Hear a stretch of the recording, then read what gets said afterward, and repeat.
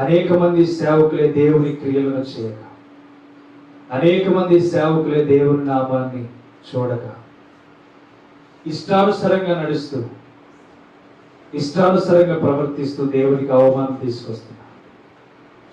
సొంతంగా బోధిస్తూ దేవుని అవమానపరుస్తున్నారు. దైవభక్తి కలిగినమని చెప్పి పైకి మాత్రం పేరు కలిగి దేవుని పేరట ఎన్నో అసహ్య కార్యాలు చేస్తున్నారు. సేవకుడు కోపాన్ని తగ్గి జీవించాలి.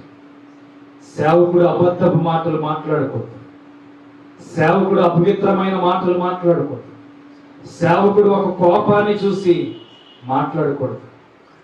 సేవకుడు ఒకరిని గూర్చి హృదయంలో ద్వేషం పెట్టుకోకూడదు. సేవకుడు ఒక హృదయాన్ని చూసి అసహించుకోకూడదు.